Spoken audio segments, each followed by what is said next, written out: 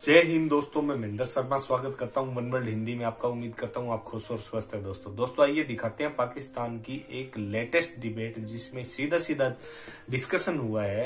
एक पाकिस्तान के ही ऑथर थे जो कमर चीमा के साथ बैठे हुए थे। उन्होंने बताया कैसे अभी अमेरिका, अब टर्की ने भी जैसे अभी इंडिया ने भी S-400 मिसाइल्स ली है रशिया से, लेकिन उस पर कोई दिक्कत नहीं है। लेकिन अमेरिका ने जैसे ही टर्की ने S-400 लेने की सोची या कोशिश की, इतने में ही टर्की पे सैंक्शन लगाने की तैयारी कर चुकी है। तो दोस्तों कहीं ना कहीं भारत का कद इतना ऊंचा बढ़ चुका है कि कोई भी देश कि भारत के सामने बोल नहीं सकता और ना ही उनके आगे रोड़ा अटका सकता है। तो पाकिस्तान को जलन उठना एक स्वाभाविक है, जिसमें अब ये डिस्कशन कर रहे हैं कि S-400 लेके भारत पूरी तरह से पूरे विश्व में सिक्योर हो चुका है। और कहीं ना कहीं टर्की अगर खरीदने की कोशिश कर रहा है तो ये सिर्फ और सिर्फ सैंक्शन की तैयारी करवा देंगे।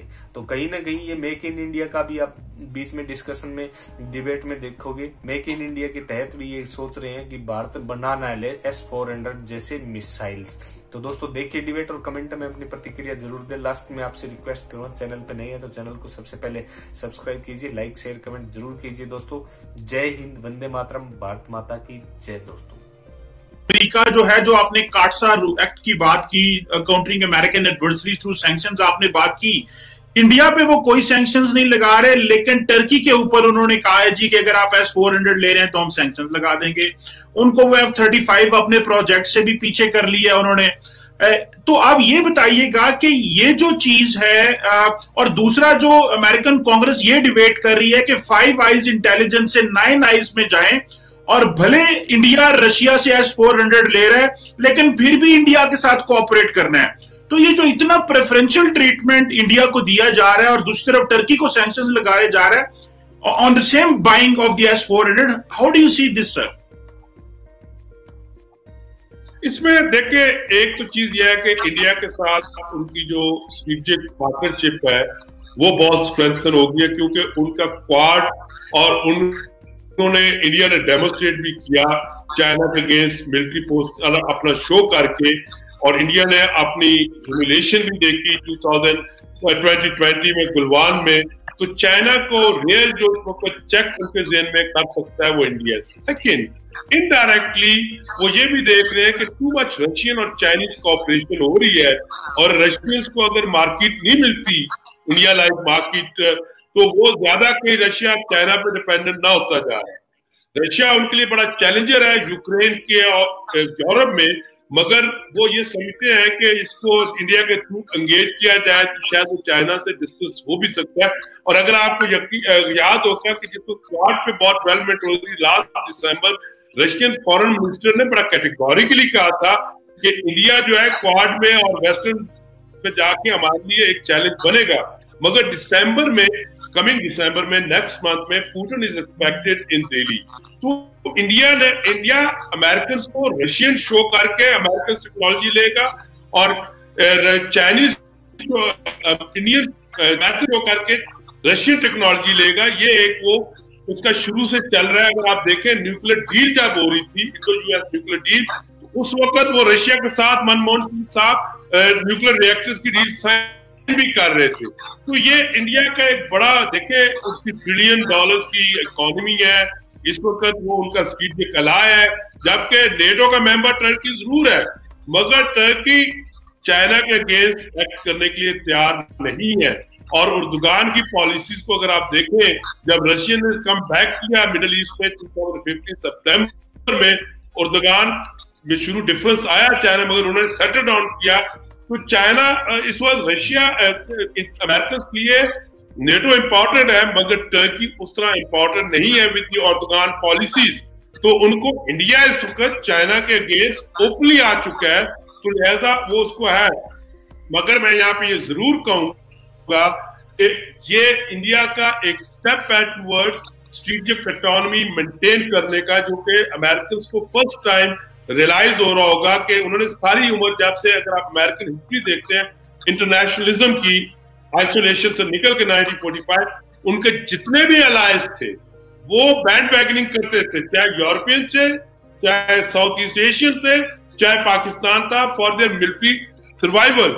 इंडिया का military survival is not a challenge, क्योंकि इंडिया को कोई थ्रेट नहीं है प्रैक्टिकली, उसका सर्वाइवल एट स्टेक नहीं है। इवन चाइनीज उनके साथ कोऑपरेट करना चाह रहे हैं, पाकिस्तान करना चाह रहा है, तो इंडिया उस तरह नहीं है अलायंस जिस तरह अमेरिकन समझ रहे। इंडिया ने बीका भी ले लिया, उससे पहले कॉमकासा भी ले लिया, और अब ये S-400 भी ले लिया, और अमेरिकन ने ऑलरेडी 2019 में वेवर दे दिया हुआ है, तो ये वेवर भी उनको मिल गया। तो इसलिए इसमें जो S-400 डील में जहां ये रीजन को स्टेबल करेगा, वहां अमेरिका के अंदर भी ये एक रीथिंकिंग करने के लिए अटेंशन बहुत आएगा कि आप इंडिया को किस तरीके से और कितना लीवरेज देंगे। मिसाइल सिस्टम खरीदा है तकरीबन $5.2 बिलियन का रूस से, रशिया से। सर, आप कैसे देखते हैं ये पाकिस्तान को किस तरह इफेक्ट कर सकता है, और पाकिस्तान के लिए क्या नए मजीद चैलेंजेस आप देख रहे हैं इस भारत के एयर डिफेंस सिस्टम के आने से? देखिए, पहला तो यह है कि भारत में जब ये S-400 मिसाइल डिफेंस सिस्टम आया है, उसको पाकिस्तान इग्नोर नहीं कर सकता। जनरल इंप्रेशन ये है कि भारत ने इसको चाइना को काउंटर करने के लिए किया है, मगर अगर आप देखें कि ये कोई नया नहीं है, ये काफी अर्से से पाइपलाइन है। 2012 में भारत ने जब उसका कॉन्ट्रैक्ट किया, जिसको ओबामा एडमिनिस्ट्रेशन ने भारत को रिफ्यूज किया था, theatre missile defence system, high altitude और पेट्रियट पैक 3 देने से, उस वक्त उन्होंने रशीद को अप्रोच किया, और उसके बाद आपने देखा सिस्टमैटिकली 2018 में एग्रीमेंट साइन हुआ, और 2019 में 800 मिलियन उन्होंने पहला इसकी इनिशियल पेमेंट की, और उसके बाद आज जिसका अभी आप फरमा रहे हैं ये भारत को ट्रांसफर होना शुरू हो गया है। तो ये थिएटर में इसको अगर आप देखें, इसकी रेंज है, इसका रडार सिस्टम है, इसके अंदर क्योंकि सिस्टम है, इसके अंदर इसकी जो इंटरसेप्टर की है कैपेबिलिटी, और उसके साथ साथ इसके साथ इसका डिप्लॉयमेंट मोबाइल सिस्टम है, काफी ये बड़ा सुपीरियर मैकेनिज्म है। इसका जो ट्रैकिंग है वो 600 किलोमीटर से, और एंगेजिंग जो है कैपेबिलिटी है सरफेस टू एयर 400 किलोमीटर की है। तो ये बड़ा फिट सिस्टम है। अगर वो पाकिस्तान के शाहीन-1 जो हमारा एक लीडिंग डिफेंस कैपेबिलिटी के साथ लिंक अप मिसाइल करता है, या पाकिस्तान के जो क्रूज मिसाइल की रेंजेस है, तो उसके साथ ये बड़ा फिट सिस्टम है। दूसरा, ऑफकोर्स इसकी डिफरेंट ट्रेन में ये यूज हो सकता है, और अगर आप देखें कि ये एयर टू एयर है, जो भारत का सबसे बड़ा चैलेंज आया, अगर आप post Pulwama military stand of देखें, तो वो ये था कि पाकिस्तान की सक्सेसफुल सॉर्टी या एयर कम्बैट, तो ये जो सिस्टम जब वहां आएगा तो नेचुरली ये भारत का जो एक एयरफोर्स है या ग्राउंड फोर्स है या एयर डिफेंस सिस्टम है, उसको ये बूस्ट करेगा। अब इसका नेचुरली जनरली तो भारत भी यही कह रहा है कि वो चाइना को चेक करने के लिए, मगर चाइना के पास खुद ये डिफेंस सिस्टम उसने रशिया से ऑलरेडी परचेज किया हुआ है, और चाइना का और भारत का जो थ्रेट का पैरामीटर है, ठीक है गुलवान के बाद LAC एक है, मगर उसके साथ जो मेजर चाइना की लॉन्ग रेंज मिसाइल बहुत है, और ये सिस्टम उनके अगेंस्ट इतना इफेक्टिव नहीं हो सकेगा। अगर वो 5 बैटरीज भी ले आते हैं तो चाइना का तो नंबर बहुत है, तो इसका अल्टीमेटली जो स्ट्रेटेजिक इम्पैक्ट है वो पाकिस्तान पे होगा। और दूसरा मैं साथ ये कह दूं कि पाकिस्तान के लिए इकोनॉमिकली भी बर्डन बनेगा, क्योंकि इसको बैलेंस करने के लिए पाकिस्तान को अपने डिटेल्स को क्रेडिबल बनाने के लिए खास तौर पे मर्व पे जाना पड़ेगा, और मर्व ऑलरेडी पाकिस्तान ने टेस्ट तो किया हुआ है, मगर जब आप नंबर गेम में जाएंगे तो कॉस्ट तो बढ़ेगी। इसी तरह पाकिस्तान के जो एक हम कहते हैं कि स्ट्राइकिंग कैपेबिलिटी जो है उसको काउंटर करने के लिए इंडिया का इंटरसेप्टर नहीं है, अब ये उसमें स्ट्रेंथन या एक फॉल्स आप कह सकते हैं बूस्ट करेगा इंडिया की सेल्फ सिक्योरिटी की। और इस तरह के जो सिस्टम्स होते हैं ये ज्यादा एनकरेज करते हैं पॉलिसी मेकर्स को to take decision based on miscalculation and misperception. बिल्कुल ठीक है। अच्छा डॉक्टर साहब, ये बताइएगा कि ये तो आपने बता दिया इसके ओवरऑल इसकी जो कैपेबिलिटी एंड थ्रेट के हवाले से। आपने थोड़े दिन पहले अरब न्यूज पे एक आर्टिकल लिखा और आपने उस आर्टिकल में, आप क्योंकि रेगुलर अरब न्यूज में लिखते हैं, आपने उस आर्टिकल में लिखा कि ये तो S-400 है, लेकिन इससे पहले जो भारत ने इंटरकॉन्टिनेंटल बैलिस्टिक मिसाइल का टेस्ट किया जिसकी रेंज 5000 किलोमीटर तक है, उससे साउथ एशियन स्ट्रेटेजिक जो एनवायरनमेंट है डिस्टेबलाइज हो सकता है। तो आप सर इस S-400 को और इंटरकॉन्टिनेंटल बैलिस्टिक मिसाइल को अगर दोनों शक्ल को सामने रखें, क्योंकि तो आप क्या देखते हैं ये कितना बड़ा चैलेंज है और ये कितना डिस्टेबलाइज एनवायरनमेंट है? क्योंकि पाकिस्तान में बहुत सारे लोगों को सुना है, और आप भी क्योंकि न्यूक्लियर जो पॉलिटिक्स है उसको सारी ग्लोबल समझते हैं और पढ़ा भी रहे हैं, साउथ एशियन न्यूक्लियराइजेशन पे आपकी डॉक्टरेट भी उसी में है, तो सर ये हमारे लिए कितना बड़ा चैलेंज है? हम तो समझते हैं स्ट्रेटेजिक स्टेबिलिटी अचीव हो चुकी है, अब आप इसको कैसे देखते हैं इन दोनों चीजों को सामने रखते हुए?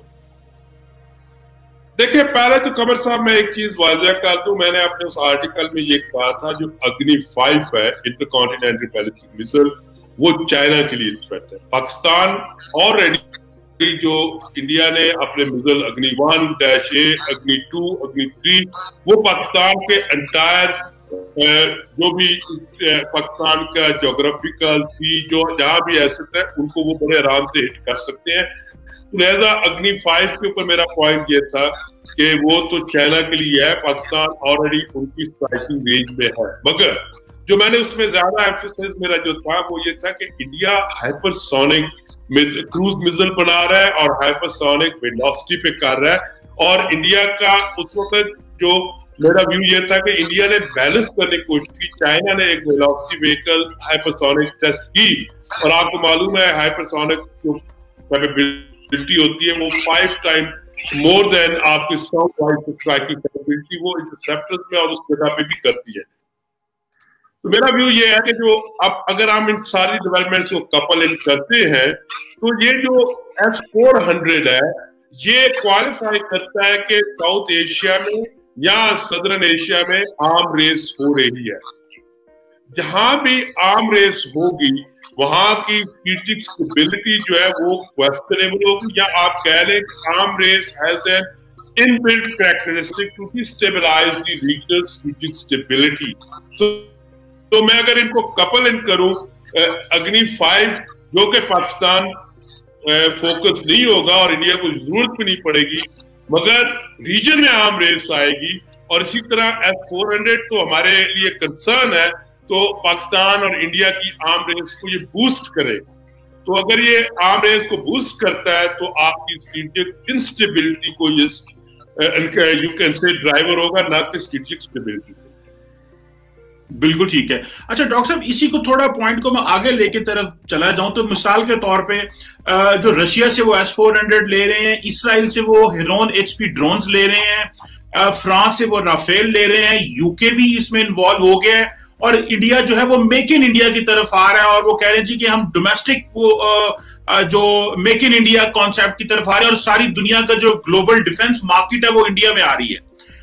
इसको भी अगर लिंक करें जो पिछली दो चीजें हमने डिस्कस की, तो ये इंडिया किस तरफ जा रहा है? आप क्या समझते हैं कि वो जो क्वाड पार्टनर बनने की वजह से इंडिया अपनी जो ओपन अप हुआ है दुनिया में, वो जो कैपेबिलिटी इनहैंस हुई है उसका फायदा ले रहा है, या वाकई ही ये सारा चाइना के लिए किया जा रहा है और ये एक प्रो अमेरिका क्लब में होने की वजह से इंडिया इस वक्त एडवांटेजेस पोजीशन में है?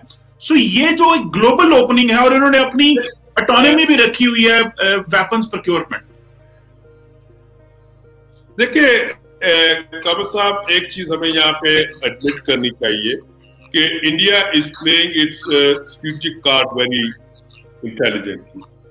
इंडिया ने अपनी मार्केट को बढ़ाने के लिए पहले जो मेक इन इंडिया था वो उनका इंडिजिनस प्रोग्राम था, DRDO का था, डिफेंस रिसर्च डेवलपमेंट का। तो DRDO miserably failed to produce the weapons in time or state of the art weapon. India ने एक डिसाइड किया कि कटिंग एज टेक्नोलॉजीज के लिए उनको कोलैबोरेशन चाहिए। India is a big market, India इस वक्त बिगेस्ट बायर है अकॉर्डिंग टू सिप्री ये बुक। तो जितनी भी military industrial complex related Nations हैं, मसलन फ्रांस राफेल बेचना चाहता है, इसलिए इंडिया की बहुत चीजों को इग्नोर करेगा। अमेरिकन आपको मालूम है कि टाटा और बोइंग मिलके हेलीकॉप्टर